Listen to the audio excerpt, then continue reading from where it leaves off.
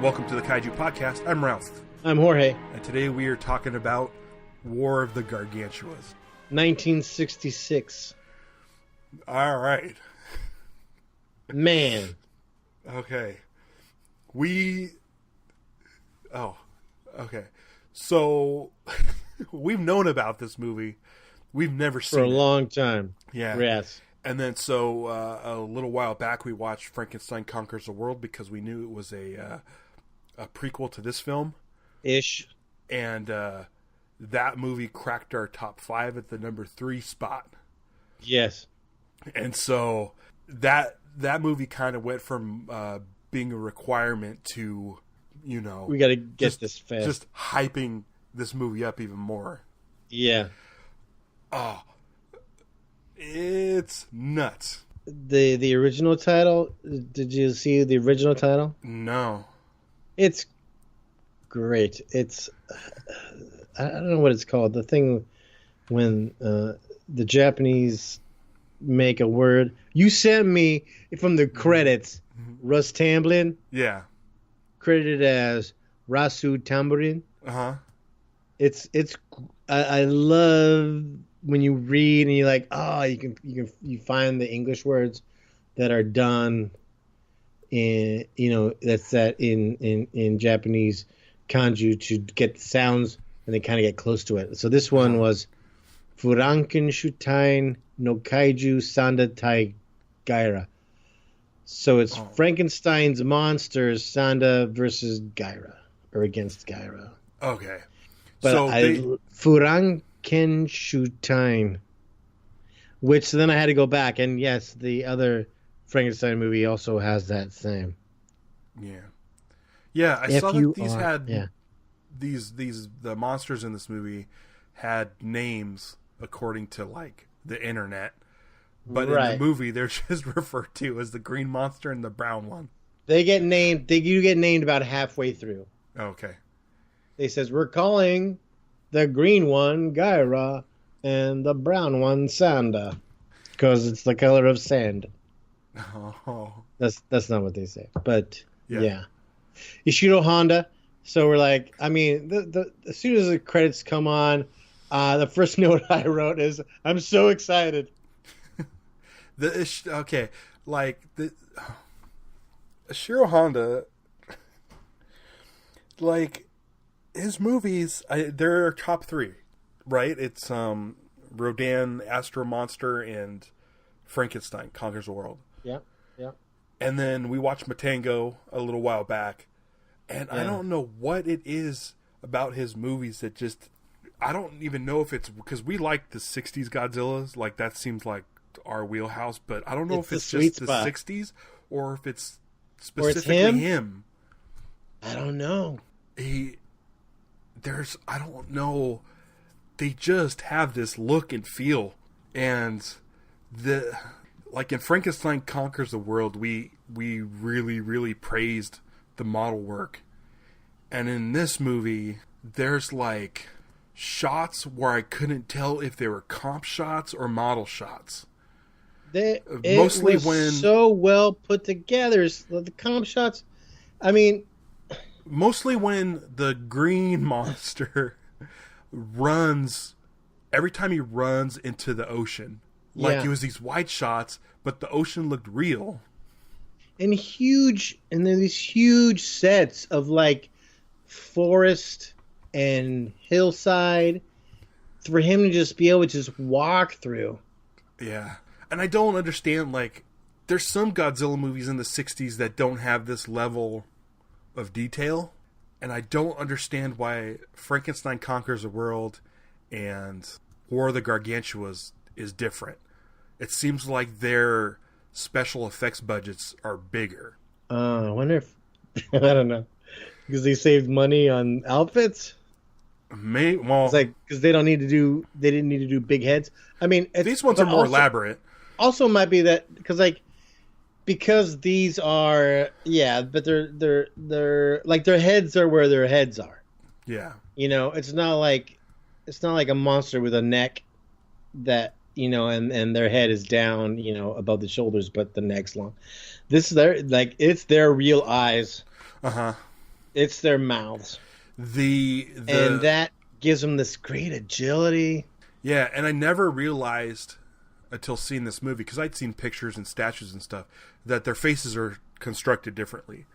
Frankenstein's face looks more human, and then the green monster's face, it's like, reminds me of the gremlin from Twilight Zone. Oh, that's interesting. Like it's kind of like a big nose and like a weird sort of like messed up mouth, like almost a cross between that gremlin and then the doctor from Eye of the Beholder of Twilight Zone. It's definitely that 60s like goblin-y monster look. Yeah. We get the green monster pretty much right away with this octopus. First of all, the octopus attack is so good. The tentacle puppetry, is fantastic. Yeah, it was probably some of the best tentacles I've seen. Amazing. And then they slimed them up real good. And there's the composite where like you see the octopus through the window and the tentacles in the foreground. Amazing. Yeah. Oh, I just remembered. There's giant hands in this movie too. Yes. Which they don't really, you don't see them a lot in Godzilla movies either. No, you don't. Like a King Kong real people and giant hands. It's a very King Kong thing. Yeah. Well, this is also, but these are the most King Kong-y kind of guys. Yeah, because there's not a lot of hairy kaiju. No. There's King Caesar, and then this, and then King Kong, which baffles me. I still don't know why there's not more hairy monsters. So the fight, so Gaia, the green one, shows up, fights the octopus, and basically saves the ship from the octopus, and then goes after the ship, and he's worse for the ship.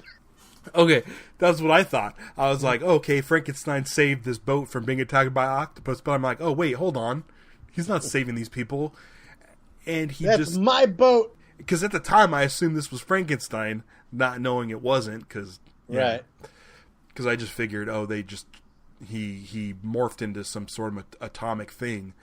Right. And we find out later that it's not the same Frankenstein. Right. But the fight is great. That model ship, it's huge. It's like an awesome scale. It's like the party boat in the first one where it was like the boat was like slightly bigger than Frankenstein. I love giant models. Like in the first one when he picks up the tank, it's not, they didn't just pick up a toy tank. Like they had to build a tank at a different scale to fit the movie. And that boat, when he starts rocking that boat, I'm like, oh my gosh, that's the best.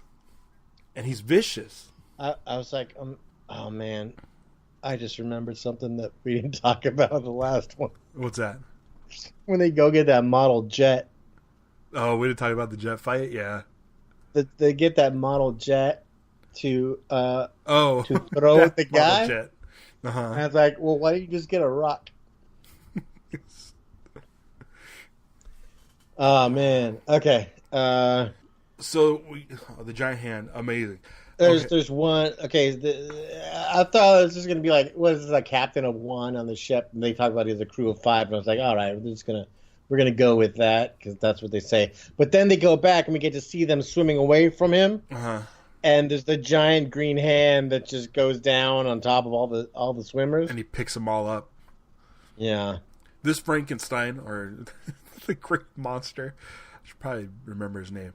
Gaia eats people. He eats them. Yeah. Also, they're like looking at like the clothes where the clothes are torn of these, and they're like, "Those are tooth marks." And I was like, "What? What? How can you tell?" Yeah, that doesn't make sense. So they put a call in to Dr. Stewart's clinic. The Frankenstein expert. Yeah, it's the same lab as the Frankenstein Conquers the World, and I saw Dr. Stewart and I said, you sir are no Nick Adams. No, you're not, but Nick Adams was not Dr. Stewart. Yeah, and either was Akemi was not. She's listed as a different name. Yeah, but I am assuming it was just the same character because they called her Akemi in this movie and Dr. Togami in the first movie. So I'm assuming her name is Dr. Akemi Togami, because her character was essentially the same. she's the one that raised Frankenstein and all that. But stuff. this is not the same Frankenstein. It's not the same, and it's that little sort of like kind of like ape boy. He's like a little like fuzzy guy. Yeah, he's like a little Bigfoot kid. Yeah, you have that figure of that. We were trying to figure out what it came from. Yeah, what is this? This like I thought it was like an Inuit. Yeah. No, in Frankenstein Conquers the World, she plays Dr. Sueko Togami. Oh, okay. So she did have a first name. That doesn't make. It's weird. It's weird that she's playing the same character. But this is how I kind of rationalize it. If this is a true sequel, is they had that hand when there's that part where Frankenstein had escaped, and they're like going, well, all right, well, we still got that hand we can play with. And I think it was just kind of like, this is like another round of trying to do that after Frankenstein got swallowed up into the earth. Oh, okay. The first time. This is the lab that's been studying the Frankenstein regenerative cells and stuff. Okay. For a while now. So when they made it made a little hairy boy. And then they ended up making a hairy boy. The Frankenstein expert, yeah. The Frankenstein we raised died, is what he said. And he calls it the Frankenstein. So right. It's not... And it moves real fast from this phone call to reporters showing up. And him immediately being like, all right, it's possible he's alive. Yeah. So Frankenstein's gone from being a doctor to the monster being called that to it being a type of monster. It's the Frankenstein.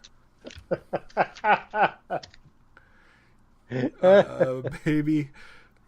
Oh yeah, I wrote Baby Frankenstein is an ape. I said a bit revisionist, so yeah, they changed that. I just wrote my next note is model work, comp shots, giant hands. The shot of the green Frankenstein under the water looking up. Oh, yeah, that's going in the show art. Yeah, I love that. And it's they're so like, creepy looking. Yeah, I was like, listen, our Frankenstein, he'd never harm another human being. He can't live in the water. Oh, and then they go looking for him, and there's a great shot when they're climbing the mountain. Mm-hmm. They're going up Mount Fuji, and they look and they cut to, and you see, it's basically like a set painting of footprints in the snow. Uh-huh. It's a really great little painting. Yeah. So guy attacks the airport. There's great sets. The sets are so cool. The airport, the docks. There's so many great sets. But it's weird that he doesn't destroy any of the planes and stuff. I was waiting for him to No. But he eats a lady and spits out the flowers she was carrying. Oh, is that what it was? He spits something out, and then he cuts the flowers on the ground. I thought he ate like half of her and then spit out the rest. No, I think flowers. That's right, because they have a shot of the flowers. Ew, flowers. And then the sun starts to come out, and he runs away. That's when you kind of learn, oh, he's sensitive to light. Yeah. Okay. Can we talk about the music number? Well, wait. Hold on. There's let me catch this up. Okay. There's a line in it where they're trying to explain this water Frankenstein and what happens, and Russ Tamblyn explains that, well, he could have fallen in love with a whale, I guess. That's gross. And they're like, all right, maybe it's another one. And so they're talking to the reporters, and they're like, so you plan to continue to do your Frankenstein research? And he's like, yeah. And then the old guy kind of jumps in and goes, listen, what he means is that we're going to find a way to do it safely, but I think right now our focus should be in the other direction. And he goes, he has like a little like nervous laugh at the end. And then, because and then they're looking out at Tokyo in the window, and they're like, can you just imagine if Frankenstein appeared in the city? And I was like, oh, please, please, please.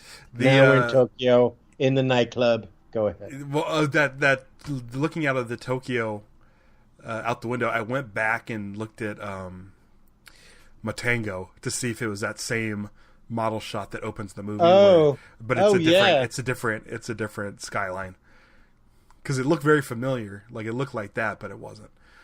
So this singer shows up, and we're following this kind of dance number, this kind of musical interlude. And as the song goes on, I wrote, "This singer better get eaten."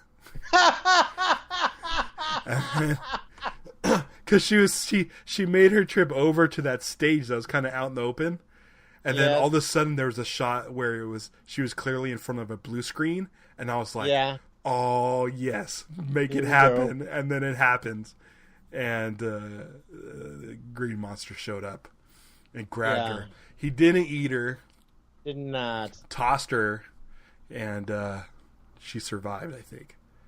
Yeah, but. I was so happy because it was set up like the way the shot was framed. It was one of those things like, he's right behind me, isn't he?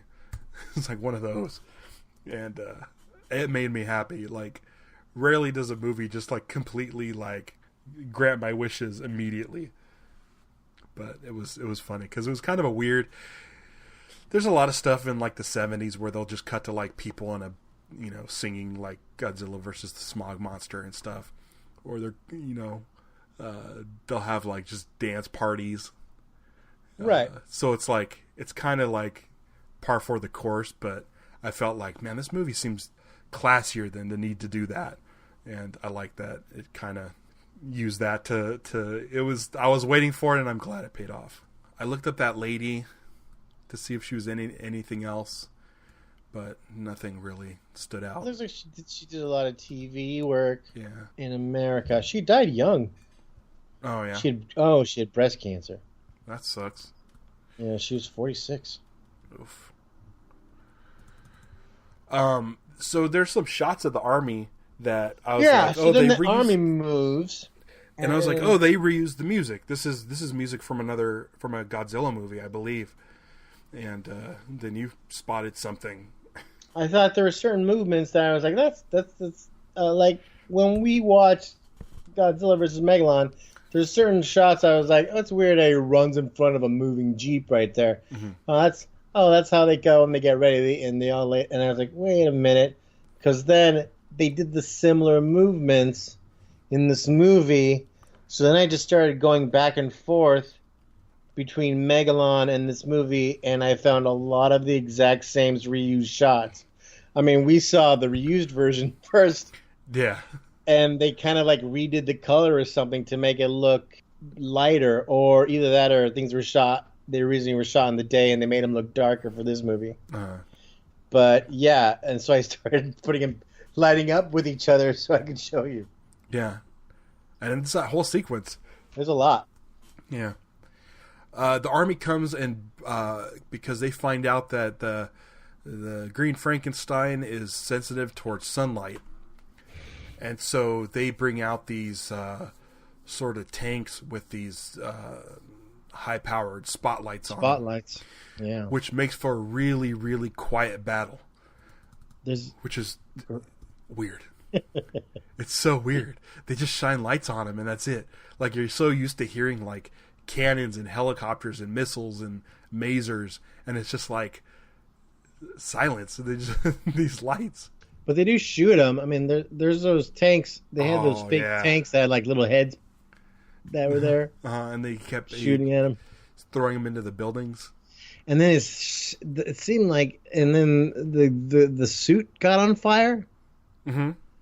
And I was like, oh no! And so they gave him great like damage on his suit. Yeah. He picks up tanks and throws them into the buildings. I was like dreaming like, what the heck is Operation X? Yeah, and it was long. It was like this long, elaborate plan where you see guys setting up equipment in these machines and bringing in these big sort of tube-shaped objects and putting them into the river, and there were guys like climbing up power lines and stuff. And then there's a part where they're saying, hey, use the copters to slow them down. So they start like flying helicopters around him, and he kind of keeps reaching up to them, but he can't reach them. Yeah. Well, And then suddenly he's like, I'm just going to wait and just jump. And he starts pulling the helicopters out of the sky. and he grabs those big helicopter. They're, again, they're not just toy helicopters. They're like these big scale models. Big, giant, yeah. Yeah.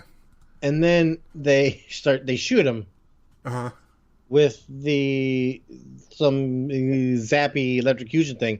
And they're shooting him and the trees as he's trying to run away. Mm-hmm. So they're just kind of like plowing him and the trees down. Yeah. One of the helicopters that's like kind of guiding him is like flying backwards. And I was wondering, can they do like, that? Yeah, can helicopters fly backwards? It's probably something at a stunt show or so, like an air show where a helicopter would do that, but I've never seen that in a movie before. I think of especially the way it was going. It wasn't like tilt back and going backwards. It's just flying straight backwards. They can fly backwards. Okay. So this movie checks out. Mm-hmm. Now there are two of them. So then, Brown Frankenstein comes to save the day. He saves Green Frankenstein. Brown Frankenstein sounds funny.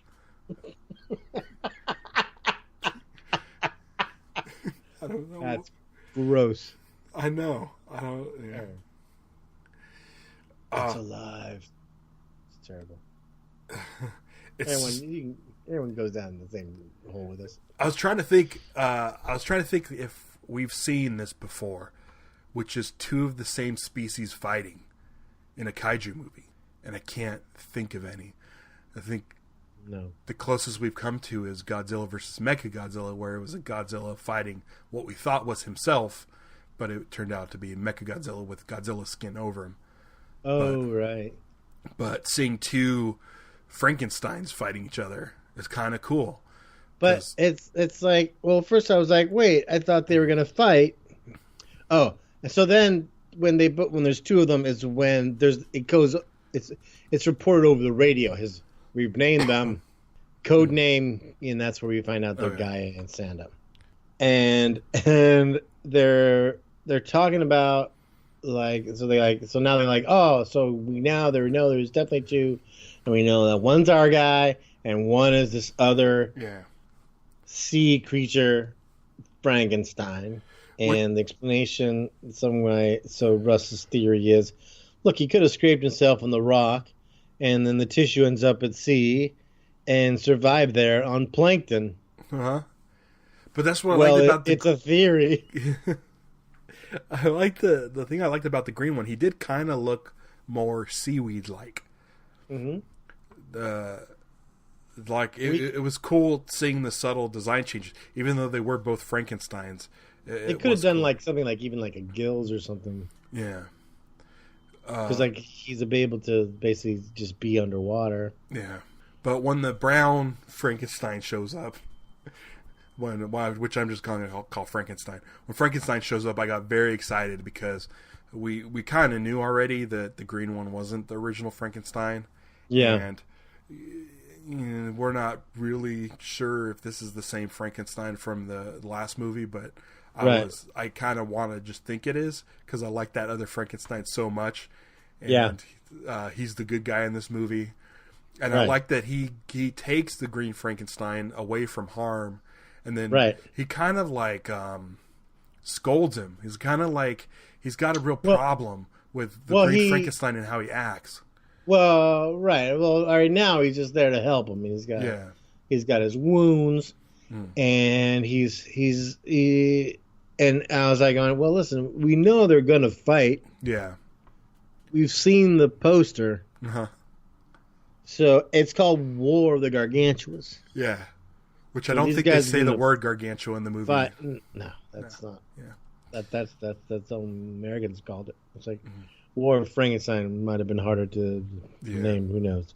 So cut to a bunch of young people hiking, and the speech where they're talking about listen, young people aren't afraid of anything, and he's right. Listen, it's there's many times when there's monsters around, and the kids are having a dance party. That happens in these movies. Yeah. Uh-huh. and they're hiking, doing their hiking song, and then all of a sudden they scream and They run you away. find out that Frankenstein is there, and he the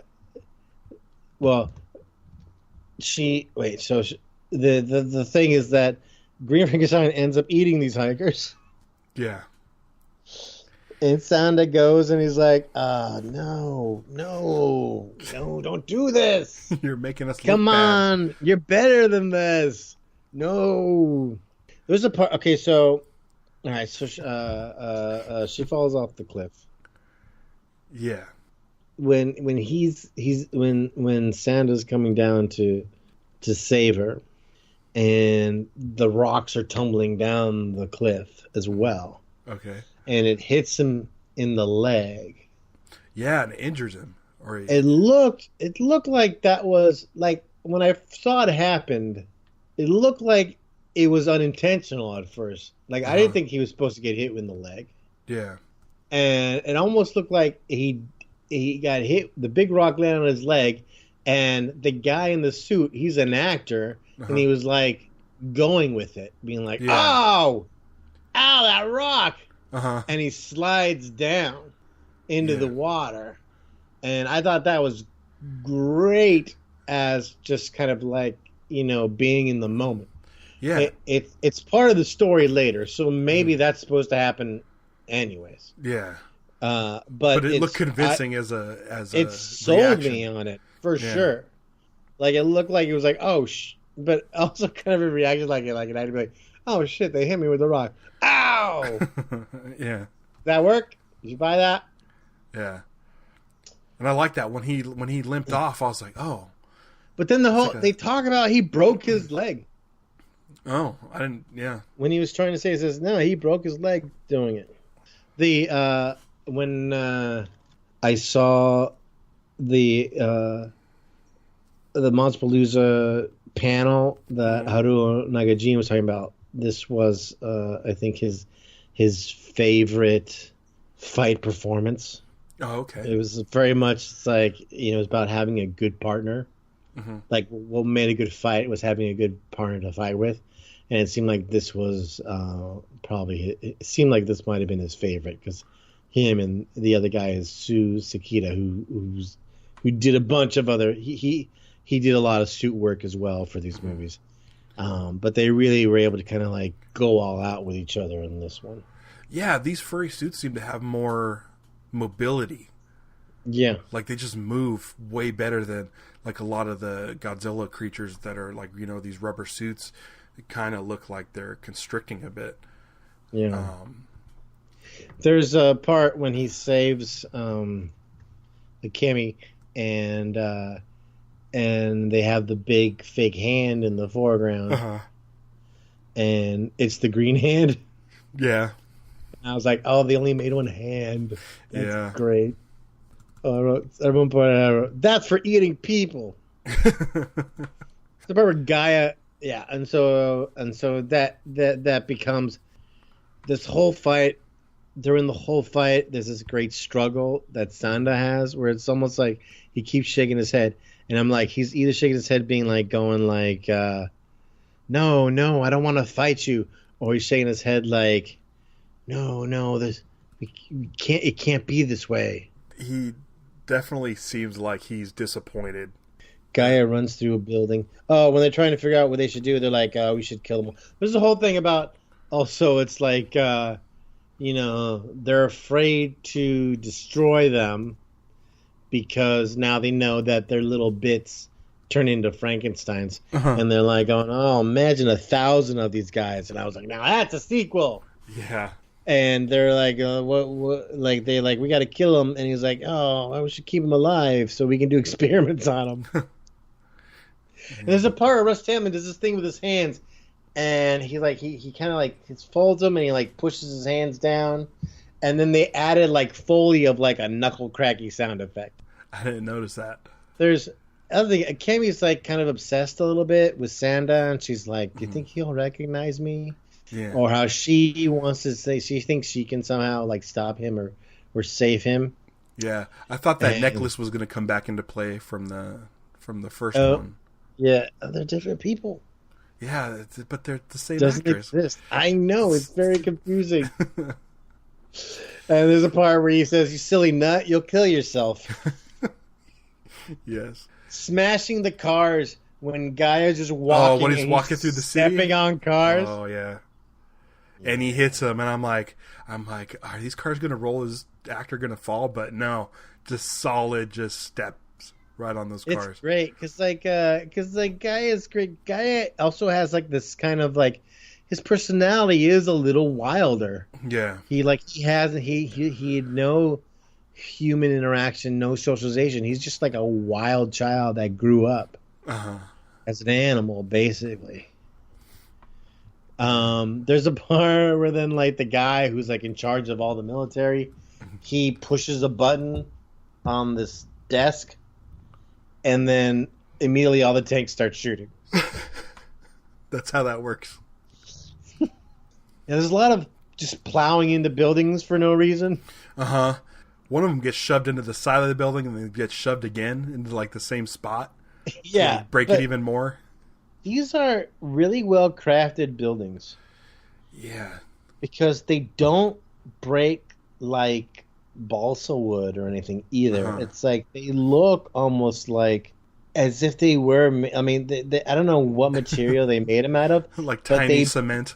They break like concrete. Yeah. It's really well done. Like I was wondering if I don't know I don't know exactly how they did it, but these are amazingly well crafted models. Yeah.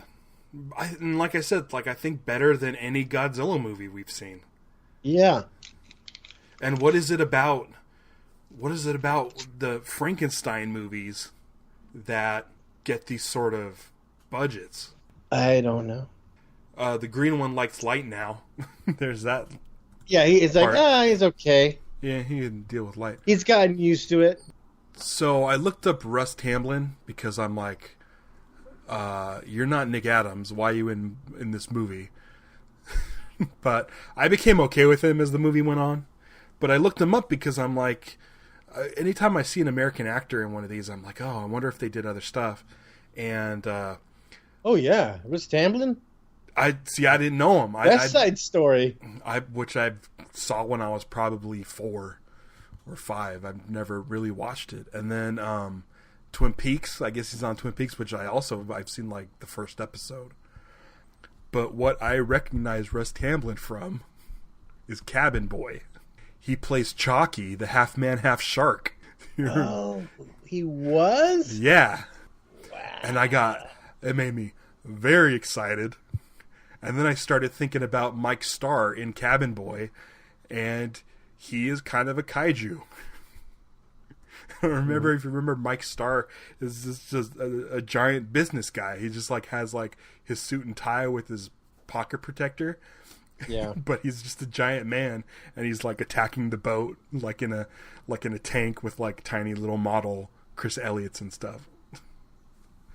But I kind of wish we can do an episode of maybe kaiju that show up in non-kaiju movies. Yeah, we totally can. It would be like kaiju cameos, spelled with a K. Yeah. And we'll just kind of do little highlights reels. Yeah. Totally. But yeah, Mulligan's one of my favorites. It's just Mike Starr in a white shirt. Yeah. And a tie. But yeah, I didn't know who he was. I didn't know Russ Tamblyn. For the name kind of sounded familiar, but I was mostly just bummed it wasn't Nick Adams. So I looked up to see when this movie came out because I know Nick Adams also died young. But he was still alive at this point. So, by the way, Russ Tamblyn also is in my favorite scary movie of all time. Oh, is that the one with the wait? Is it the one? Wait, The Haunting. I don't know if I saw it. I see every your Halloween you always post drawings of your scary things. Yeah. And the first thing that came to mind was, it was a girl in the bed with like spiders on her face, or No. what was that thing? That was called Deadly. That was it's a Sharon Stone movie. Oh, okay.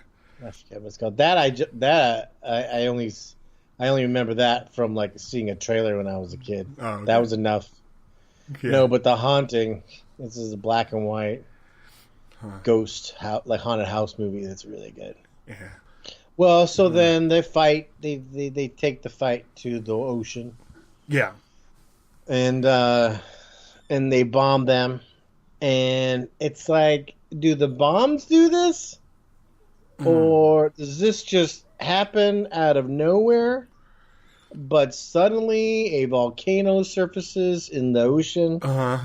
And they basically get sucked into the volcano. Yeah. And that's how they maybe die.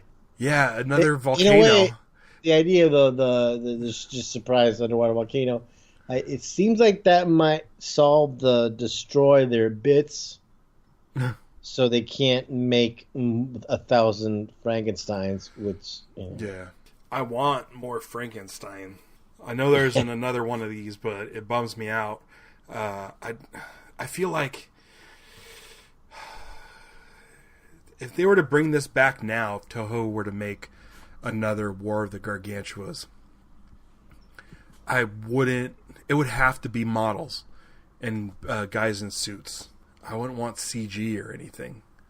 Because I want more.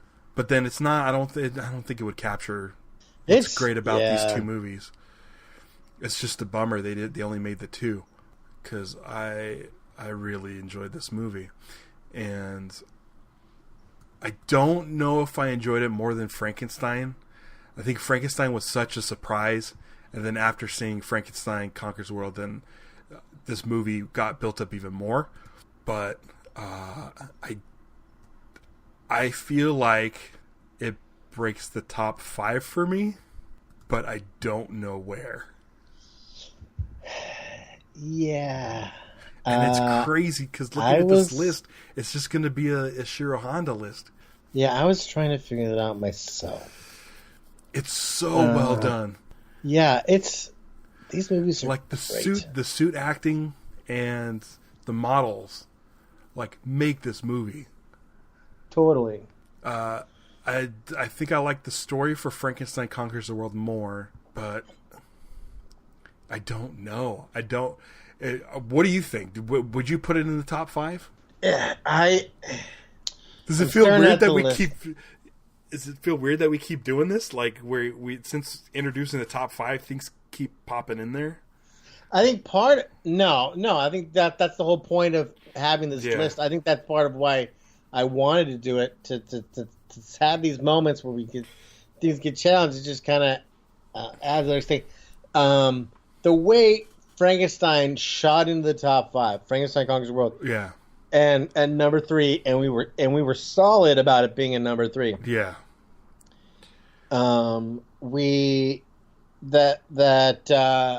It definitely it had a greater impact. Yeah. I wonder if we hadn't seen it, what we would feel about this movie if we hadn't seen Frankenstein Conquers the World. Uh-huh. And there's a chance, I think, if we had no previous experience with Frankenstein Conquers the World, this one could have been in the top 3. Yeah. We could have put it at 3 just because the same thing. There's an element that blows you away about it. And part of it might be just because it's brand new and it's a fully original concept. We knew that we had some sense that War of the Gargantuas was something that we were going to enjoy. Yes. And Frankenstein felt like a requirement. And then we had I had no concept of the movie. Like, I didn't know anything about it. And I didn't even know Baragon was in it. So it's like, it kind of blindsided us, I think. It just came in and just this one we knew was going to be awesome. Yeah. And then seeing Frankenstein Conquers the World amped us up even more. Yeah, so that's why, listen, eventually at some point we're going to have to revisit this top five and really pit these movies against each other Yeah. with fresh eyes. Yeah. Right now, looking at it, So we have. I think it's good enough to break it, but maybe I think so too. just break it. I think so too.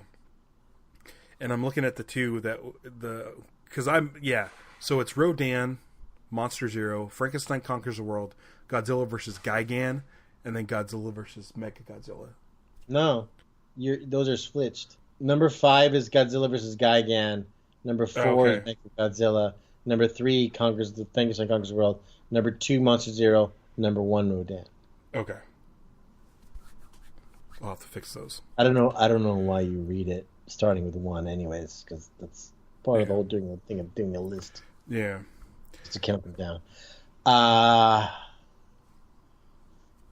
Yeah. I mean, it feels weird putting it at 4.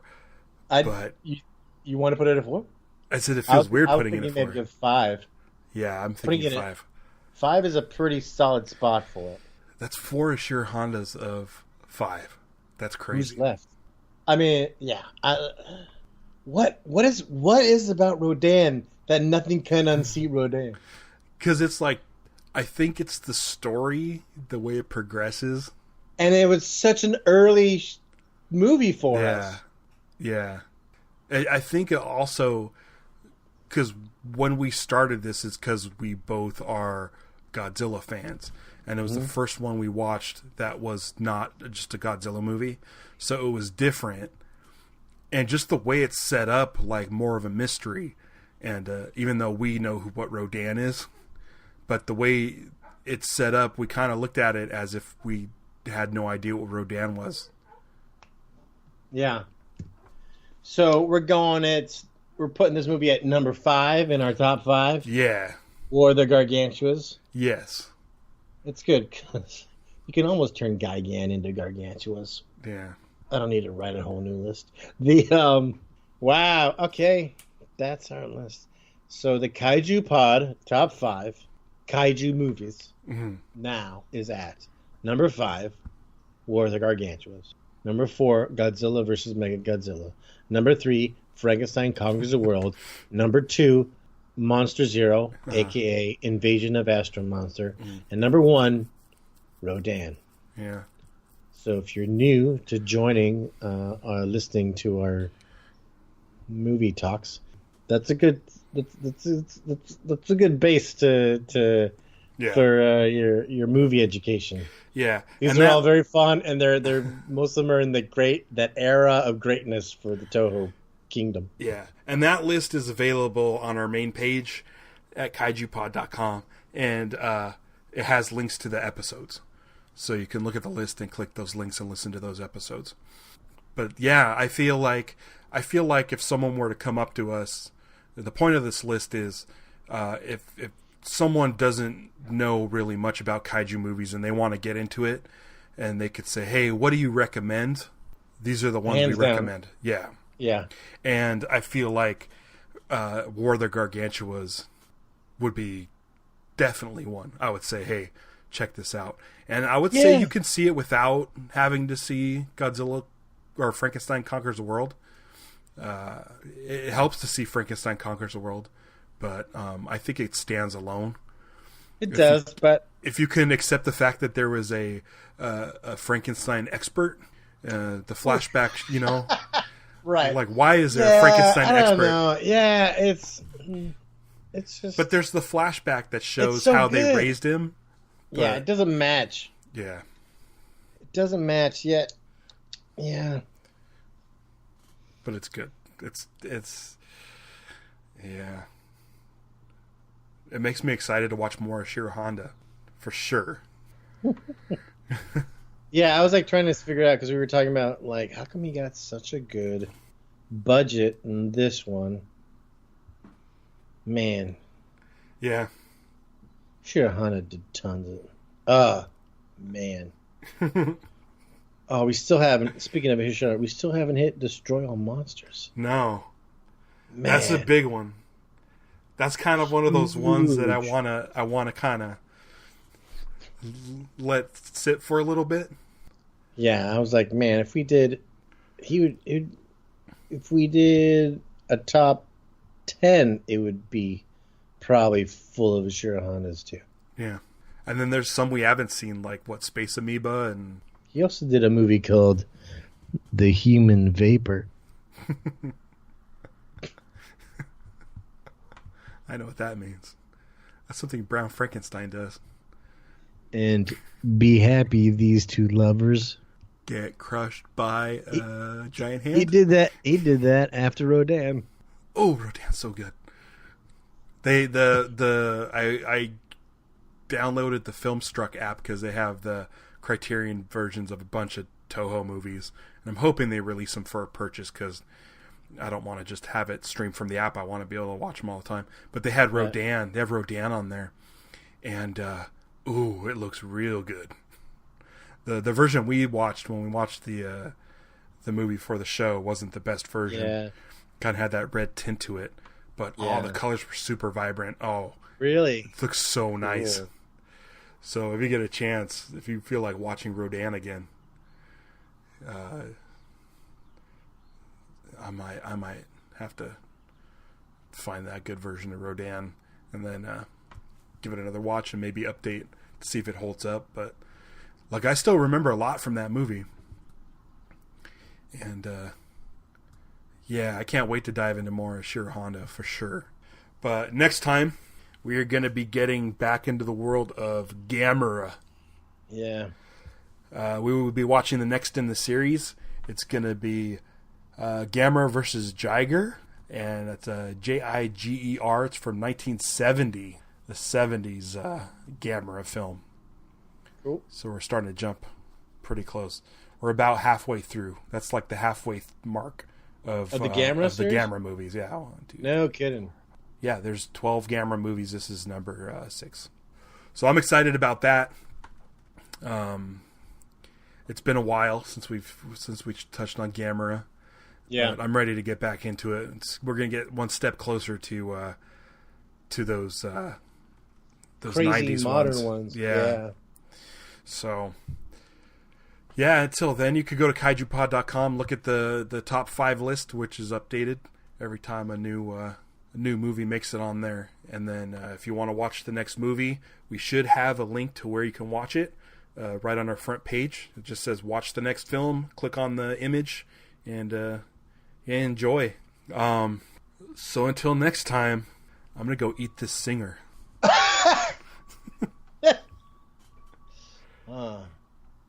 I'm going to go up to this pigsty and... was he going to eat those pigs? I guess.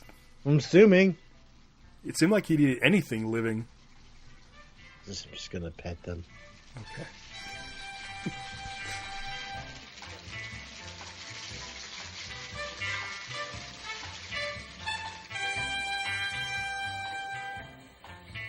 If my lips could only say the pretty words that I feel in my heart. If my voice could make the sound, I would tell you how I love you and we'd never be apart.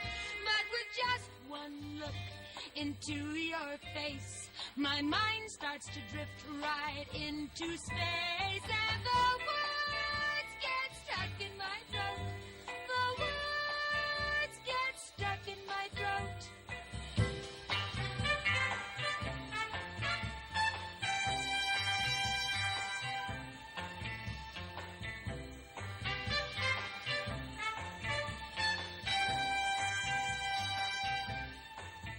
If I had a hidden microphone inside of my heart, I would turn the power on. It would amplify my love for you and swear to always love you, and you'd never be gone. But with just one look into your eyes, I become excited, and it's no surprise that the world